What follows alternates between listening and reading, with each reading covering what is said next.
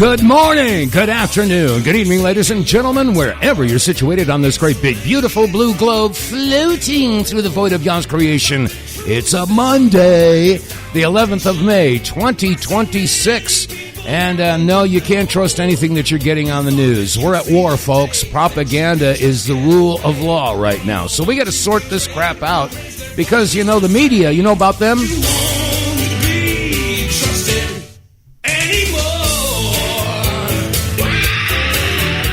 All right, welcome to the Monday edition of the WTF Reports. I'm your host, Dave vonKleist, and yes, we are here, WTF, with the facts, the best that we could sort them out anyway.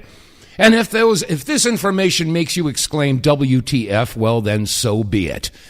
Anyway, getting rolling today, a bunch of stuff to talk about, a bunch of stuff to think about. And anyway, I just want to let you know, of course, this broadcast, as always, is brought to you in part by the Wave Watch. That is a Rife machine that you wear on your wrist. Yeah, that's what it is. It's a Rife machine you wear on your wrist. Rife technology is, there are Rife machines all over the place. And some of them are pretty doggone expensive, and there's a big learning curve on how to use them. But the Wave Watch is really simple. You just go through the menu and figure out which frequency is going to benefit you the most, and you just click the button and just wear it. Anyway, if you want to learn about the Wave Watch, go to our website, TheWTFReports.com. The pop-up window will take you to an area where you can read all about it. And if you decide to get one, and I hope you do, you'll save $100 because the promo code will be automatically applied. Anyway, that said, where do we start? Where do we start? There's so much going on right now. One of the things that caught my attention, I don't know, maybe you folks that, involve yourself in your computer and your social media and stuff, maybe you've seen some of the performances by the Chinese dance troupe. Yeah, a bunch of kids, and they're all kung fu, martial arts students and masters, and some of them are masters. And, they've been performing on stage with an entire group, I don't know, maybe a dozen or so, maybe 15 or 20, robots. Yeah, robots. And these robots are mimicking the martial art moves that the kids are making. And at some point, these kids start interacting with these robots. And I got to tell you, these robots, they are perfectly synchronized. And they make all of the martial arts moves. They do tumbling and somersaults and jumps and stuff like that. And they are absolutely perfectly synchronized. Wow, that's kind of entertaining. I watched a couple of these presentations and said, that's pretty cool. And then I started to think. I know I was thinking because I could smell the rubber burning. But I started to think about this. If they're making these robots for entertainment, yeah, entertainment. Of course, they're just making robots to be able to put them on stage and dance around with the kids that are doing martial arts. Yeah. So I started thinking about this. I said, wait a minute. Then I started doing some searching on, martial. You could do a search. Just go to YouTube and do a search on martial arts robots. And you've got a lot to scroll through. And when you start to scroll through it, you start to realize this isn't just about a dance troupe. No, it's not about entertainment. No, this happens to have a very dark, serious, foreboding military application. And when you stop and think about it, folks, you know as well as I do that every time a new technology surfaces, the first thing they gotta do is weaponize it. Happens every single time without exception. So, if China has figured out a way to use these robots in a military capacity, I know this is a no-brainer. You're all saying, oh, Dave, we already know that. Yeah, but let's put this into perspective. If they're in there, let's say they're mass-producing these robots, manufacturing hundreds, thousands, maybe tens of thousands of these robots. All of these robots are going to have to connect somehow. They're going to have to be able to coordinate. They're going to have to maybe, have a central command center where you've got, say you've got a dozen robots that are going to go and do this task, and another, say, 50 or 60 are going to go do that task. And they assign all these different troops of robots to go and do different tasks. Well, they're going to have to coordinate them. How would they coordinate them? They'd have to have some sort of a center where they could, amass all this data. And not only that, but that data would also be plugged into Palantier. Yeah, the surveillance company out of Israel. Yeah. Well, maybe not out of Israel. I mean, China's got their own data centers. And here in the United States, we're hearing about these data centers that are popping up all over the country. Now, keep in mind, you've got a cell phone, you've got a tablet, you've got a computer, laptop, whatever. If you got a phone, we have the computing power that would absolutely amaze people from 50 years ago.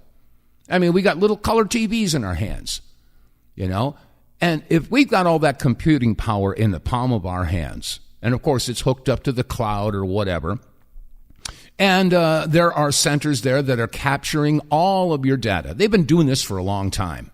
Okay, what was it? Operation Pegasus, I think it was. I can't remember the name of it. Maybe you can help me out with that.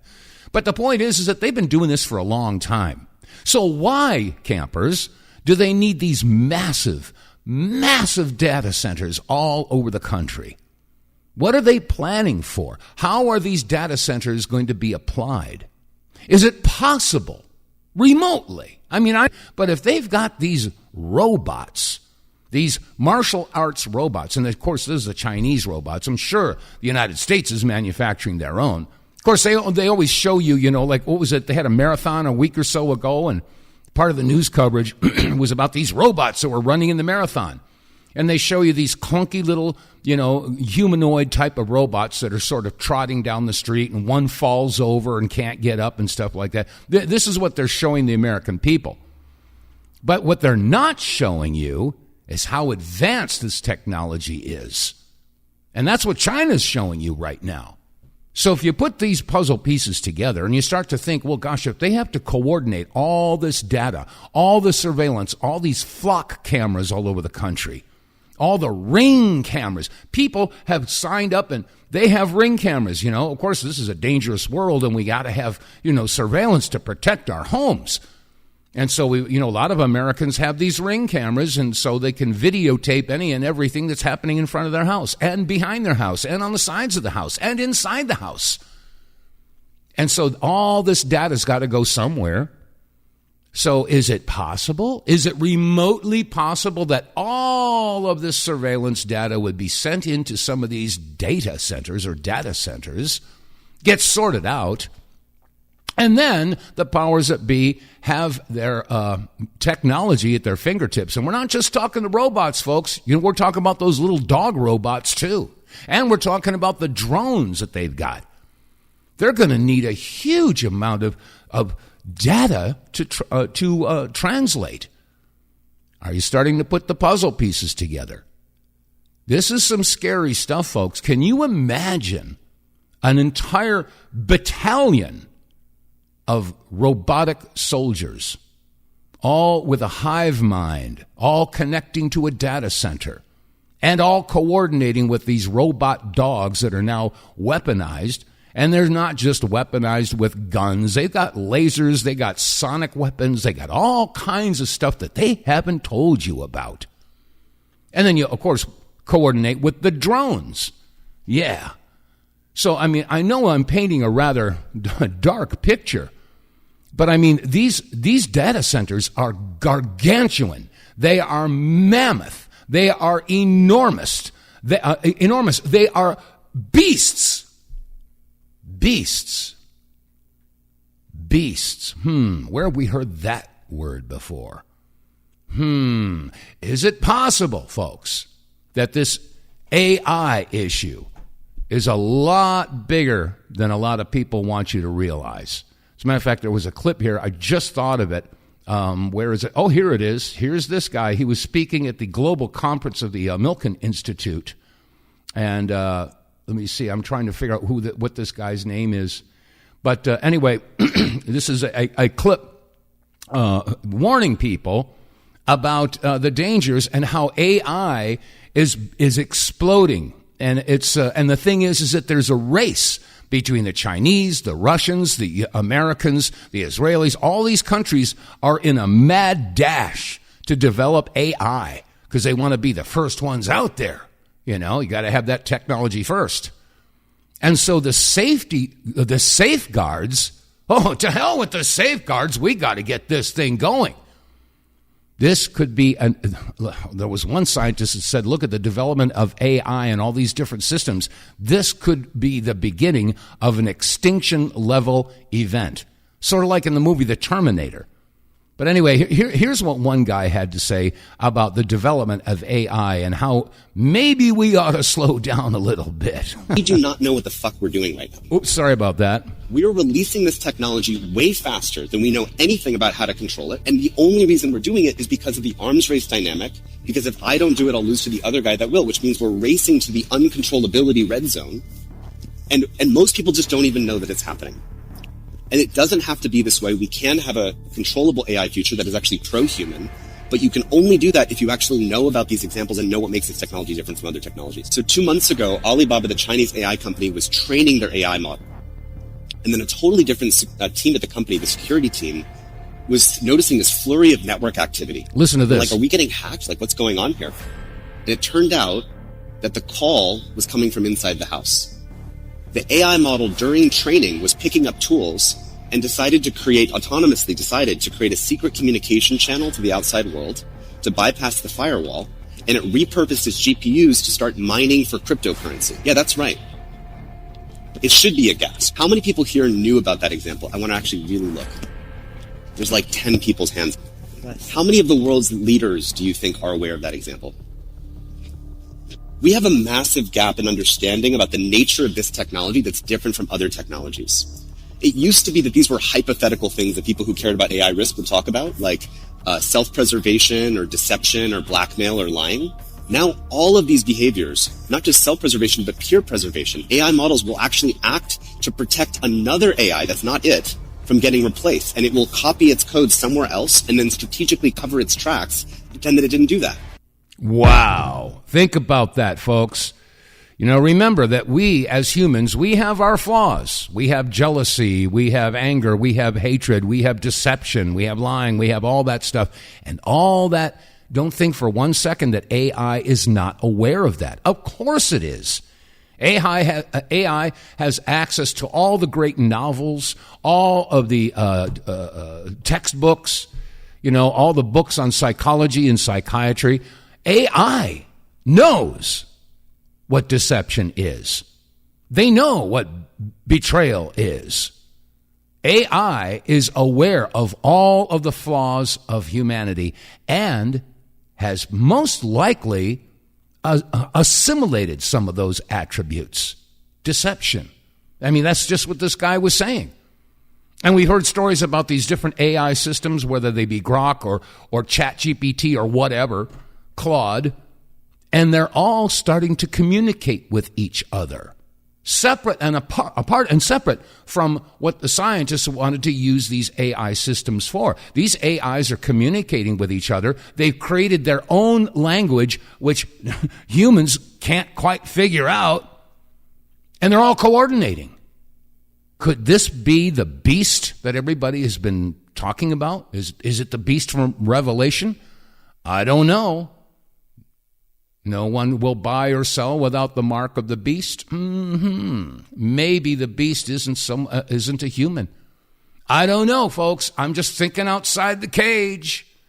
And when you put this enormous amount of computing power, when you couple that with the, like I was just saying, these robots and the robot dogs and the drones and all the computerized weapon systems that we have, things are not looking so hot, Anyway, I just wanted to throw this out there, let you folks start thinking outside of the cage. And again, I would suggest that you go to YouTube and do a search on martial arts robots and just start scrolling through. Take a look at this. And then realize that those robots that are so incredibly synchronized, better than any human dance troupe could ever achieve, and then you put that together with the idea that they could be applied in a military situation, all of a sudden your jaw will drop and say, oh, dear God. Is this just like the Terminator thing? Imagine, you remember the Terminator movies? You know, Arnold Schwarzenegger, and then there was the guy that was it was like a police officer, and he would turn into a metallic thing. I mean, what if that's not so much science fiction?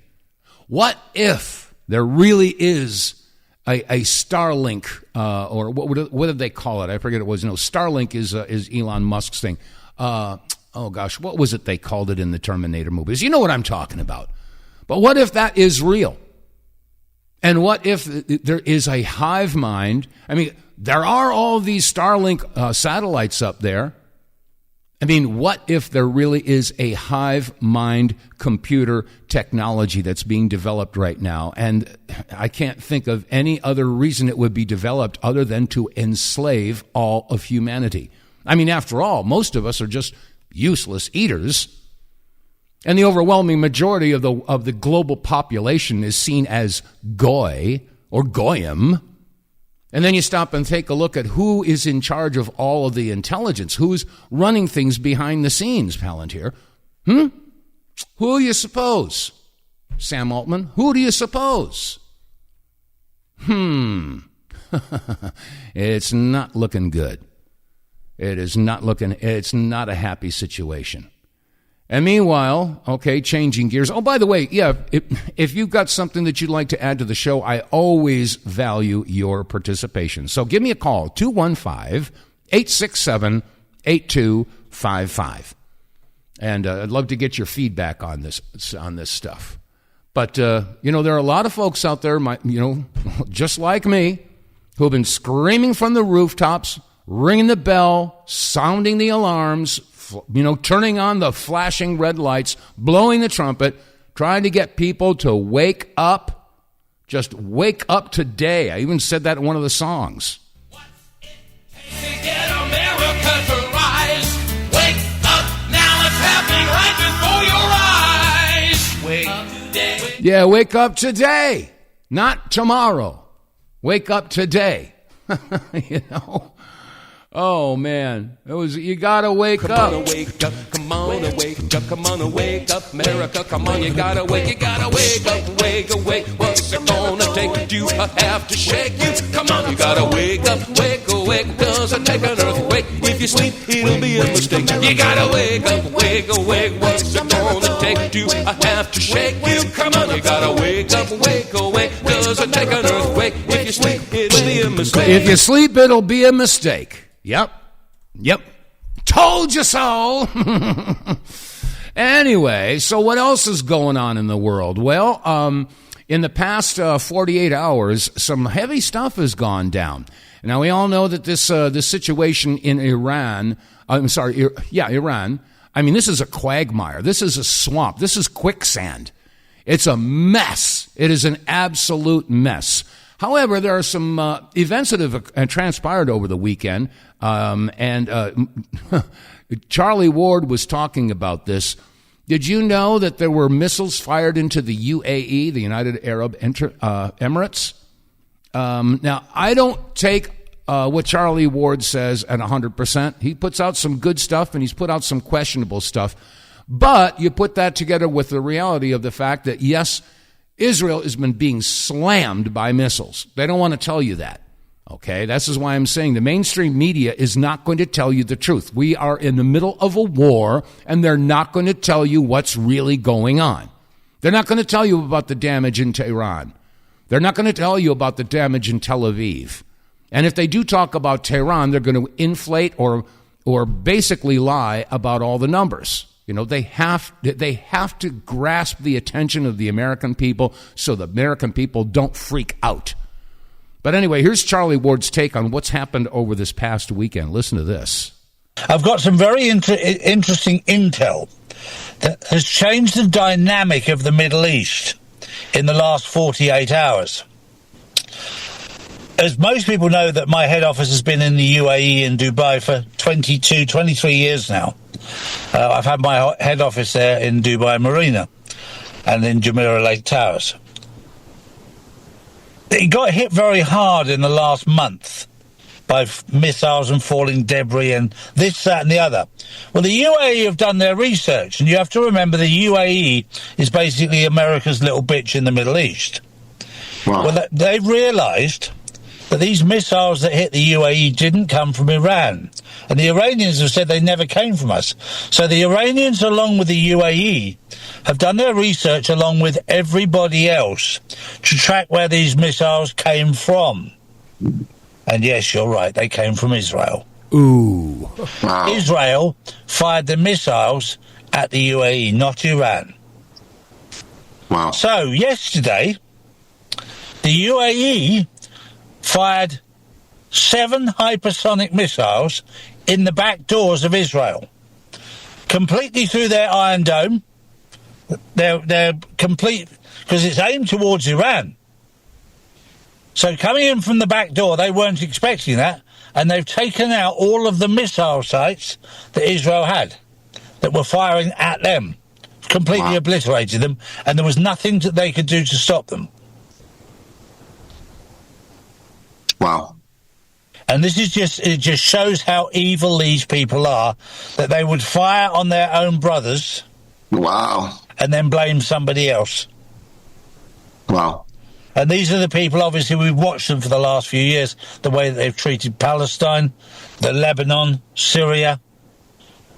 I'm going to pause it for a second just to remind you that the motto of the Israeli Mossad and the IDF is, and I quote, "By means of deception, thou shalt make war." Keyword, deception. And that would include maybe the term false flags? Yeah. Okay, go back. Go ahead, Charlie. Oh, I hit the doggone wrong button here. Let's try that again. Oh, dear. I hate when that happens. I've got some very... Okay, let me go ahead. The UAE fired 7 hypersonic missiles in the back doors of Israel, completely through their Iron Dome. They're complete, because it's aimed towards Iran.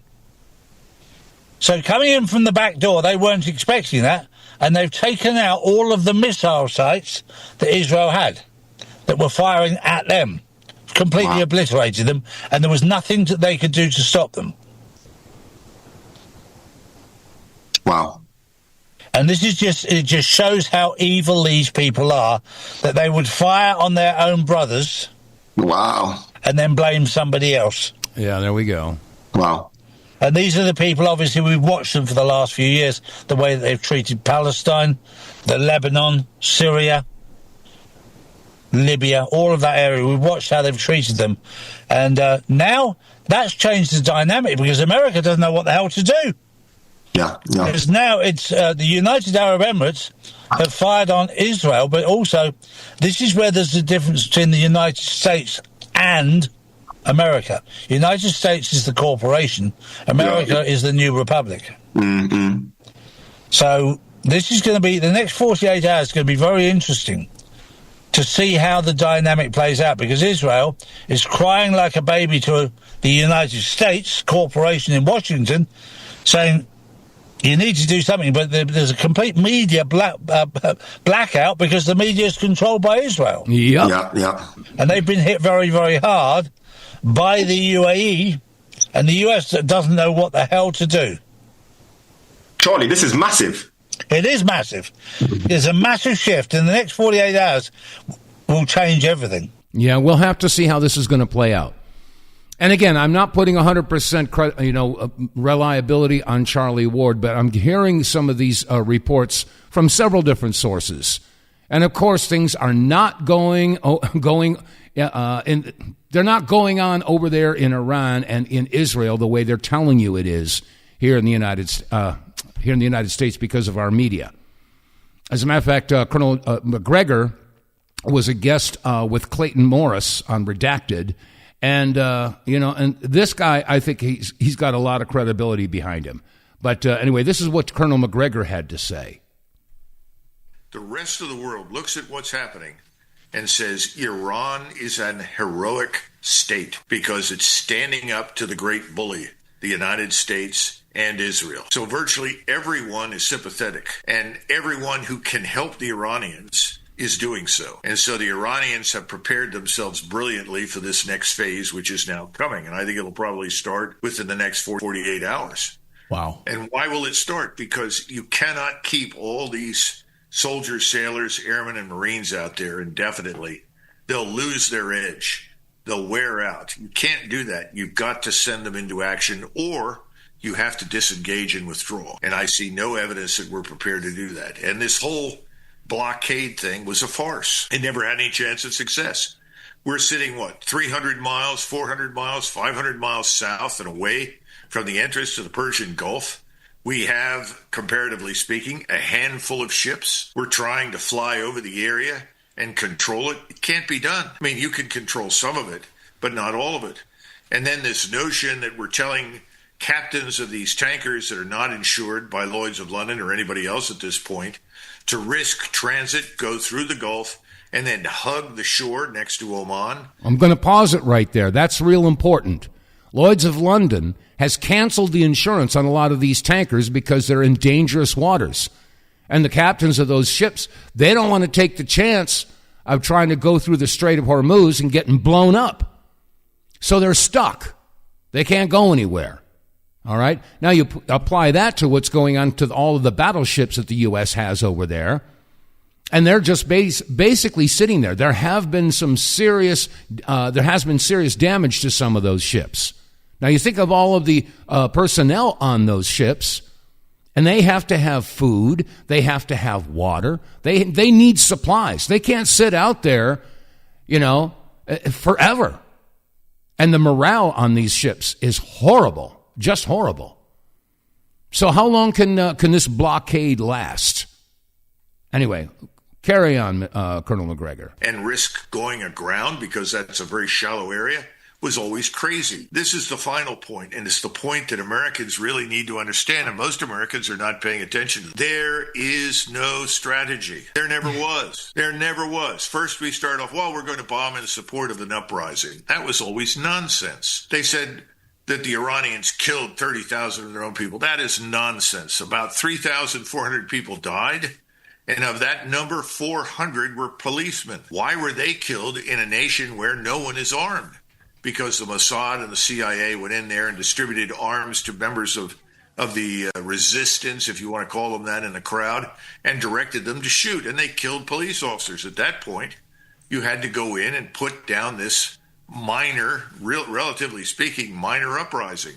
I say minor because they painted the picture that there were millions of people in the country ready to overthrow the government violently. And that was not true. It was never true. Then we decided, no, we'll bomb to decapitate. We'll kill all the key leaders, because the Israelis said, if you kill all the key leaders, they'll fall apart. Why would they say that? Because the Israelis have experienced that previously in many Arab states. Chaos breaks out, there's no one to step in and take over, and so forth. That was false, because Iran is not an Arab state. Iran is a real country. It's a real nation state. It's been around for 2,000 years. Yeah, it has. This is not like Libya or Yemen or Lebanon. No. This is a serious situation. And you're not going to get the straight news from the mainstream media. You're just not. So this is why so many people now are going to social media. They're going to Instagram and TikTok and X and Facebook to try to get get some information, because people all over the world are posting, and there's propaganda. There are liars, but there are an awful lot of people who are putting out the honest to God truth about what's going on. So it's up to us to be able to sort through all of the subterfuge and the propaganda and figure out what makes sense, what is real, what is fake. These are some strange times, folks. Get More Tank will save you money every month on gas. Get More Tank is a tablet with active ingredients that adds big mileage to every tank. Made in America, the Get More Tank formula is used by trucking companies and heavy industry. Now the Get More Tank formula is available to you. Get More Tank works in any gas or diesel engine, cleans your engine, lowers emissions, and you'll feel improved engine performance every time you step on the gas. Get More Tank works for cars, trucks, boats, motorcycles, four-wheelers, mowers, and blowers. Hey, if you got an engine, then Get More Tank. Contractors, electricians, plumbers, painters, and lawn service companies, Get More Tank will save you money and extend the life of your engines. If you're an owner-operator running your big rig around the town or across the country, Get More Tank will save you money too. If you're a farmer, all of your equipment can use Get More Tank. A 5-pack on sale at GetMoreTank.com for just $22.22 plus shipping. Use the promo code REDPILL101 and get 10% off. Save your money, save your engine, save the earth at GetMoreTank.com. Get More Tank is EPA registered, doesn't void warranties, results vary. And you regular listeners know that I've been, screaming from the rooftops about Get More Tank since day one. That's because this stuff works. It's real. And it's not going to hurt your engine. It's not going to void your warranty. I know a lot of people say, oh, man, I don't want to throw that stuff in my gas. I don't know what it's going to do. Well, go to our website, TheWTFReports, click on the sponsors page, and then click on Get More Tank. All the details, tests, specifications, all of that stuff is there. And you will find out why this stuff works so well. It's not a fuel additive. It's a catalyst. It makes your fuel burn differently.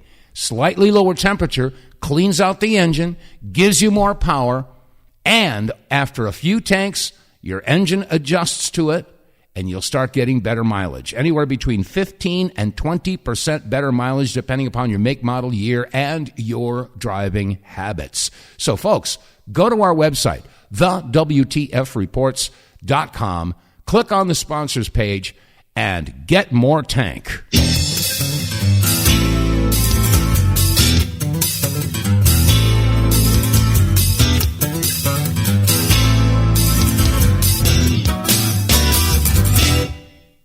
I think all our society is run by insane people for insane objectives.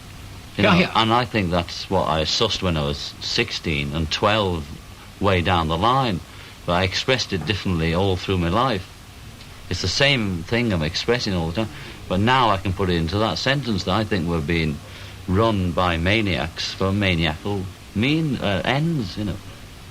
If anybody can put on paper what our government and the American government, etc., and the Russian, Chinese, what they are actually trying to do, you know, and what they think they're doing, I'd be very pleased to know what they think they're doing. I think they're all insane, you know, but I'm liable to be put away as insane for expressing that. You know, that's what's insane about it. I remember right after John Lennon was assassinated, somebody put out a song called I Want to Be Crazy Too, or maybe it was called Crazy John, because everybody, you know, was saying that John Lennon's, you've gone absolutely crazy. You've lost your mind. But you know what? The people who were accusing him of insanity were probably insane themselves. So anyway, I just find that interesting because history repeats itself, and I turn the clock back. I mean, my gosh, John's been gone now for what, 46 years. Oh, my gosh. I mean, it was a half a century ago he said that stuff. And he wasn't wrong. Anyway, okay, let's see. In other news. Okay, once again, the phone number here. If you want to join me, I'm curious to find out what your feelings are on these AI robots. I mean, if they're putting together thousands and thousands and tens of thousands and maybe even hundreds of thousands of these robots, we're in deep doo-doo, folks. And you put them together with the little robot dogs and the robot drones and stuff like that. Oh, man, that's a weird picture to paint. Anyway, 215-867-8255 is the number. You can call in, and I'll put you right on the air. Now, all this talk right now is about the hantavirus. And a lot of people are looking at this and saying, wait a minute. This doesn't make sense. I remember all those pages that Pfizer wanted to have hidden for 75 years. Yeah, all those pages of adverse events and the results of the hokey-pokey thingy-dingy. One of these side effects is hantavirus. That's along with the SV40. SV40's been in there in our hokey-pokey thingy-dingies for a long time. But anyway, there's been talk about the U.S. withdrawing from the World Health Organization, the WHO, and I think that's a great idea. Do you know who's behind the WHO? We talked about him last week, Mr. Tedros. Yeah, where did he come from anyway? How did he get to be the head of the World Health Organization? This is a good question. Here's a little background on Mr. Tedros. The World Health Organization is the institution granted exclusive power to guide and protect the health and wellness of humanity. The WHO is sustained by private donations, the bulk Merck, Gavi, of which are made Novartis, by Sanofi, pharmaceutical and biotech, GlaxoSmithKline, let me see what corporations, Pfizer, who have a Bayer, vested financial Johnson & Johnson, interest in LIC, Bill and Melinda Gates Foundation, organization and support. The Clinton Foundation. In 2017, the Associated Press reported that the WHO routinely spends about $200 million a year on travel expenses. Okay, $200 million a year on travel expenses. Well, what other money do they spend? Now, keep in mind, $200 million a year for about 7,000 staffers to fly all over the world and pass their propaganda to all of the UN countries. More than what it spends to fight some of the biggest problems in public $23 million for mental health, $70 million for AIDS and hepatitis, including AIDS, tuberculosis, $59 million for tuberculosis, and $61 million for malaria combined. The WHO's repeated issuing of inaccurate and bad advice is not merely the result of incompetence, but rather the direct result of the Communist Party of China deliberately buying out WHO's leadership. On the nomination of the Executive Board, appoints Dr. Tedros Adhanom Ghebreyesus as Director General of the World Health Organization. Tedros Ghebreyesus is the World Health Organization's first Director General that isn't a medical doctor. Let that settle in. He's not even a doctor. He has no medical background or education, and he's heading up the World Health Organization? Whoa. The appointment to the organization's highest position was controversial, given that in his previous role as Ethiopia's health minister, Tedros was accused of covering up 3 major health epidemics. Tedros is no stranger to controversy. As a former Minister of Health in Ethiopia, he has been accused of an alleged cover-up of 3 possible cholera epidemics. Prior to his appointment, Tedros was a high-ranking member of the Tigray People's Liberation Front, a brutal and corrupt political group responsible for crimes against humanity, including bombings, kidnappings, tortures, and killings. How does a man with such a controversial past score the top position at the world's most influential health organization? Yeah, I noticed on his name placard there, it says Dr. Tedros. But we just heard that he has no medical background. It's sort of like, you remember 5 years ago when we were all shut down because of events that were happening around the world? I remember asking I was asking Siri on my phone, who's the most powerful doctor in the world? You know what the answer was? Bill Gates. Yeah. I wonder if that's... Hold on. I'm going to try that again. I'm going to try it right now. Okay, wait a second. Let me see how this is going to work. Hey, Siri. Who is the most powerful doctor in the world? Okay. And it comes up. Okay, they changed it. Dr. Tedros Adhanom Ghebreyesus, I can't say his name.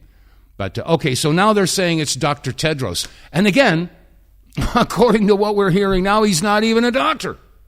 Or if he is, a doctor of what? Anyway. I have known Bill and Melinda for many, many years now. While serving as Ethiopia's health minister, Tedros became intimately intertwined with both the Gates Foundation and the Clinton Foundation. The health minister of Ethiopia, one of the ablest public servants I ever worked with.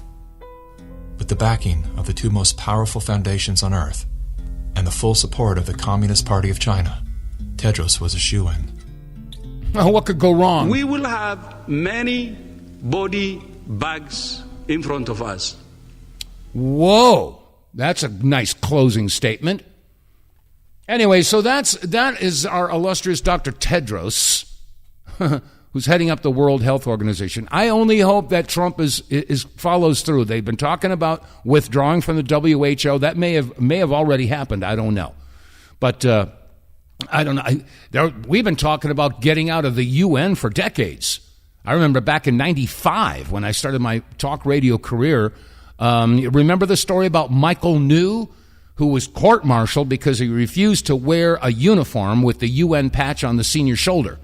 He says, I didn't take an oath to the UN Charter. I took an oath to the United States Constitution. I'm not going to wear this baby blue uniform that is basically against the UCMJ, Uniform Code of Military Justice, and if I do so, I'll be committing treason. And so what did they do? They court-martialed him. So anyway, that's just as an aside. I just thought I'd throw that out there. But anyway, so yeah, this is the pickle that we're in.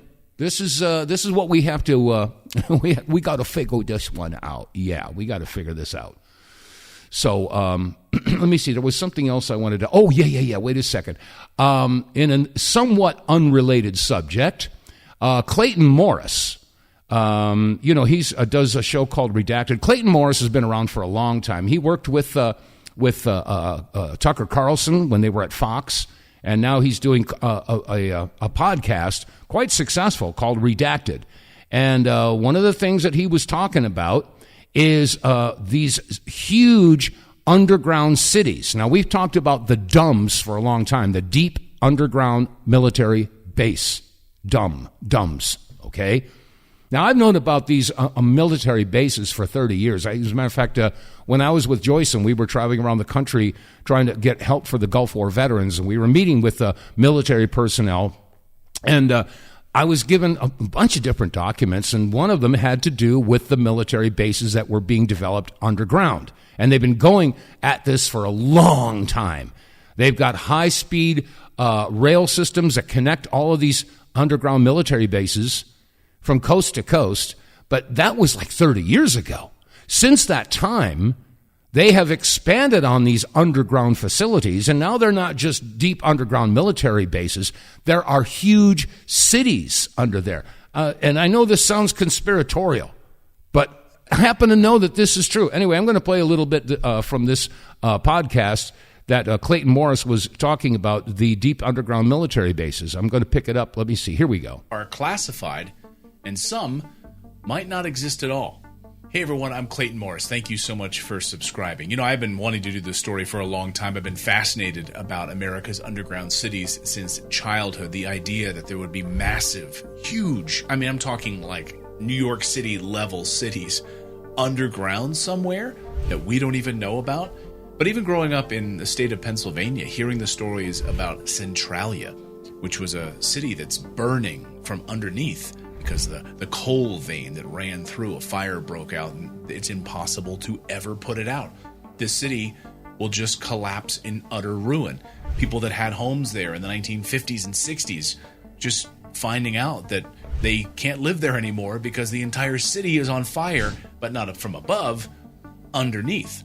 So I've loved and been fascinated by America's hidden underground cities since childhood. And the truth is, America has been digging for decades, creating a subterranean world that most citizens will never see, from proven government bunkers to controversial deep underground military bases.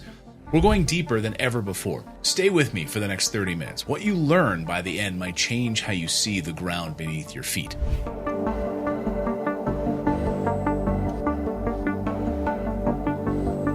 Yeah, really interesting stuff. I mean, again, if you want to check it out, you can go to Redacted and look for the title. It says, America has massive hidden underground cities. Yeah, not just military bases. There's cities under there.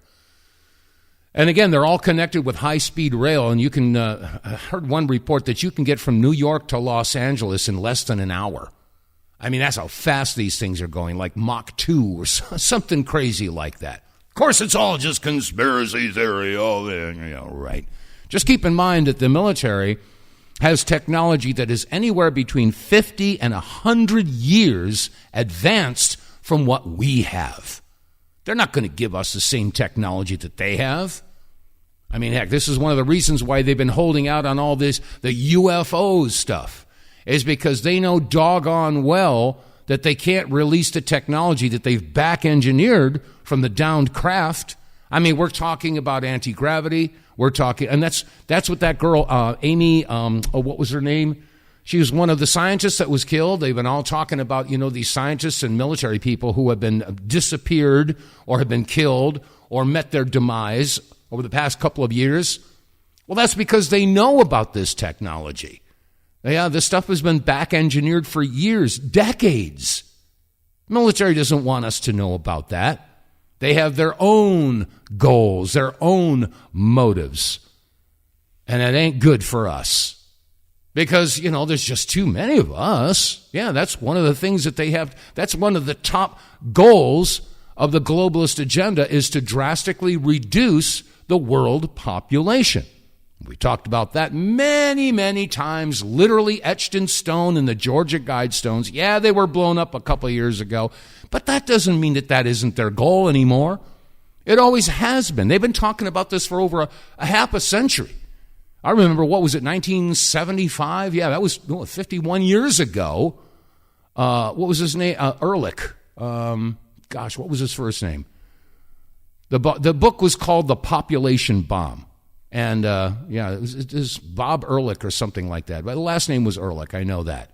But they've been talking about reducing the population for a long, long time. I've played clips on this program, ad nauseum, of all these different people talking about reducing the population. You got Bill Gates, you got Kamala Harris, you got Jane Goodall. I mean, lots of people talking about reducing the world population. And now it's all starting to come out, happening in relation to what happened 5 years ago and the medical intervention. I don't even want to say the word anymore. I'll get a mark against my account again. Yeah, the intervention in the human genome is destroying the ability for people to have kids. That was something else Naomi Wolf was talking about. And what was his name? Ernst Burkhardt? And there's somebody else. Was it Robert Malone? I forget what it is. But they're basically saying that the males who have received the the medical intervention of 5 years ago, you know what I'm talking about, they can't have kids anymore. Yeah, the sperm, if it's not completely replaced with the spike proteins, the sperms don't swim like they used to. Now they're swimming in circles, tying themselves in knots. Yeah, maybe that's sort of the plan. So, anyway, let me see. Oh, yeah, there was something else here I wanted to share with you. There was a woman who posted the following. I don't know who it is. This was posted by Kelly Burgess on X. And this woman had a brilliant idea. And it's it relates to what I was talking about last week, the Venus Project, which was the brainchild of Jacques Fresco. And again, if you haven't seen the documentary, The Choice is Ours, check it out, folks. It's on YouTube. The Choice is Ours. It was put out 10 years ago in 2016.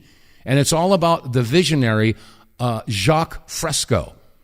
And Jacques I remember he was on with Larry King in 1975, a half a century ago.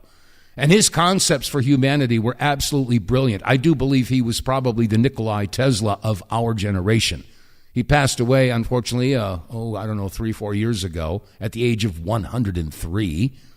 But you might want to check that out. But anyway, this woman posted the following, and it's really a brilliant idea. Listen to this. Have you guys heard? An autistic guy on the internet might have accidentally cracked people's brains open to an entirely new future. So there's this autistic guy who created a website called letsbuyspiritairlines.com. The idea is basically, what if regular people pool together money to potentially buy Spirit Airlines? Okay, I'm going to pause it. Yeah, if you hadn't heard the news last week, Spirit Airlines filed for bankruptcy. So, okay, go ahead. Out of bankruptcy. Honestly, I don't think the most important part is whether or not this actually happens. The most important part is what this is doing to people's minds. Because if you read the comments in these videos, people are saying things like, what if we did this to healthcare? What if we did this to housing? What if communities collectively owned essential services rather than giant corporations? And that is the shift. Because for the first time, people are starting to realize the systems that we live inside are not laws of nature. They were invented, which means they can be reinvented. Wow. Humanity has been conditioned to believe a few people own everything. Profit has to come before people. Regular people don't have power. But what happens when millions of people suddenly realize, wait, together, we actually do have power. That is New Earth consciousness. Not necessarily one giant revolution overnight, but humanity slowly waking up to the fact that we can create human systems that revolve around well-being and not profit. Well-being instead of extraction. I think it's fascinating that this idea is being sparked by an autistic person because autistic people literally look at these old systems and they go, why are we doing it this way if it hurts people? It's just that need to ask why, to challenge the status quo, the refusal to just blindly accept dysfunctional systems. It matters. The old systems are cracking and people are beginning to imagine something new. We're remembering humanity created these systems to begin with. Therefore, humanity can create something better. Yeah, what a concept, huh? Yeah, we could do this. Well, I know how are we going to buy out the medical system or the pharmaceutical companies or all that. Yeah, we're talking billions and billions and billions of dollars. But I mean, theoretically, what if everybody decided that they weren't going to fund the beast anymore? You know, like I was talking, we just got out of the month of April. April 15th was tax time. And a lot of people, Ann Vandersteel and many other social media posters were saying, don't participate, don't pay the taxes. What are they going to do? If all of Americans said, no, we're not going to file the income tax anymore. No, I'm not required to do so. All of a sudden, you've got all this extra money. I mean, seriously, folks, if you stop and think about it, if the IRS takes a third of your labor every year, how much money is that? Okay, and think of if all that money was funded into basically buying out all these huge corporations that do not have our best interests in mind, there might be a chance to do something like what she was just describing. Oh, that's utopian, Dave. That's really idealism. Yeah, I know. I know. Mm-hmm. Well, as John tried to tell us, imagine all the people, remember that song? Yeah, I realize it was idealism, but what's wrong with wanting the ideal? What's wrong with being utopian? We do have the ability to do that, but we have to get off of our collective butts and participate, roll up our sleeves. But sadly, there's not enough people that are awake. We're being enslaved inch by inch, incrementally, like boiling the frog. And that's just the way it is. But you know what? I want us to liberate our liberty. I sang about that years ago. Liberate our liberty. Free up our freedoms. Liberate our liberty. Free up our freedoms. Liberate our liberty. It's up to us, folks. We got to get it off of our collective butts, roll up our sleeves, and get involved. All right, that's going to wrap it up for today's Monday edition of the WTF Reports. As always, if you're listening on BitChute, Rumble, YouTube, or Facebook, please click like, share, subscribe, and above all, spread the word. Word of mouth is the best advertising. And if you want to support us, then hey, do some business with our advertisers. And if you want to make a donation, you could do that too. We do have a GoFundMe at our website, TheWTFReports.com. All right, that said, it's going to, like I said, we're bringing this Monday edition to a close. And God willing, I'll be back again tomorrow with more of the news I hope and pray you never hear. Until then, God bless you all. Stay safe. Stay free. Doggone it. And I'll see you tomorrow. Now.